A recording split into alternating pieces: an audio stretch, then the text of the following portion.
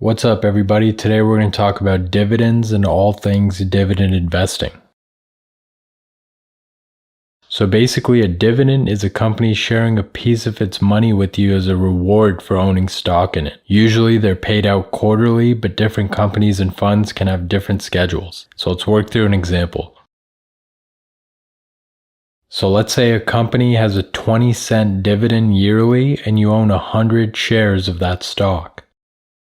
You're going to make $20 a year as the dividend, which is again generally going to be paid out as $5 4 times a year. Now usually these come from more established, older companies with stable profits and future expectations. You can think of areas like oil, natural resources, real estate, telecom, stuff like that. Now this is opposed to rapid growth companies and startups who don't really pay dividends because their money is being used to grow and build up market cap. Now these dividends are usually in cash, but they can also be in stock compensation where they essentially give you more ownership as the dividend.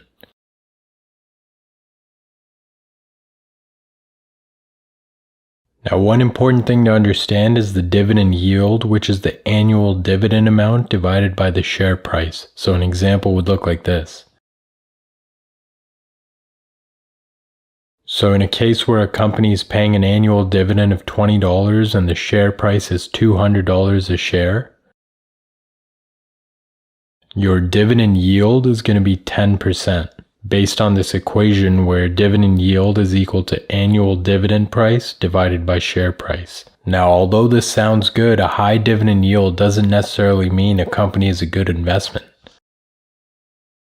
You have to look at the rest of the information about the company too, not just the yield amount.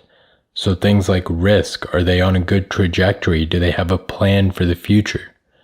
Their cash flow statement, do they have free cash flow to actually spend on dividends? Is it a secure company? Because past performance doesn't always mean future performance. Paying out versus investing, why are they paying out so much? Can they not grow anymore? Have they maxed out their market cap? Are they struggling? These are all factors that go into deciding if an investment is actually a good one, so don't be fooled by any one number. So a few extra things to know when it comes to dividends. One is the announcement date. This is when the dividends are announced by the company management, and this is also known as the declaration date, and then they have to be approved by the shareholders before they can be paid. Then you have the ex-dividend date. So this is the date where the dividend eligibility expires. So for example, if a stock has an ex-date of March 31st, then the shareholders who buy the stock on or after that day do not get the dividend.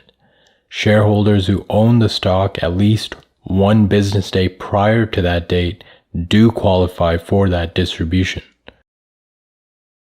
The record date is the cutoff date, so this is established by the company and it determines which shareholders are eligible to receive the dividend or the distribution. And then the payment date, which is the fun part for us, is when the company or the fund actually issues the payment to the shareholder. So dividend paying stocks and funds, as you can see, are a great addition to portfolios. They give you nice cash flow as the stock itself hopefully grows over time. Now there's a few different ways that you can go about finding dividend stocks and adding them to your portfolio.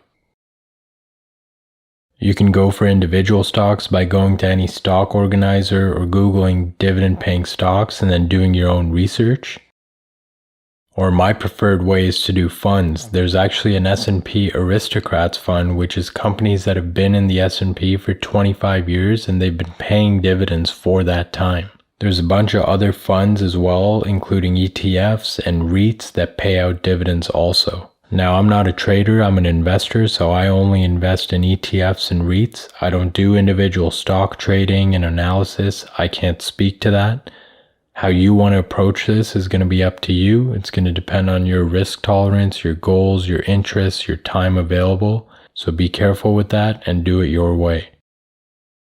Now, a great thing that can really kick things up is DRIP, which means Dividend Reinvestment Plan. And here, basically, the dividends that you're earning are automatically reinvested to buy more of that stock. And the great thing about this is that you're benefiting not only from the dividend cash flow, but also from our usual friend, which is compound interest, and you're just helping both sides. So that's pretty much it, guys. That's everything about dividend investing that you need to know. It's a great addition to your portfolio, and like we said, there's different options to go about it. Check it out for yourself. Check the description for our newsletter and anything else that we have going on, and we'll see you next time.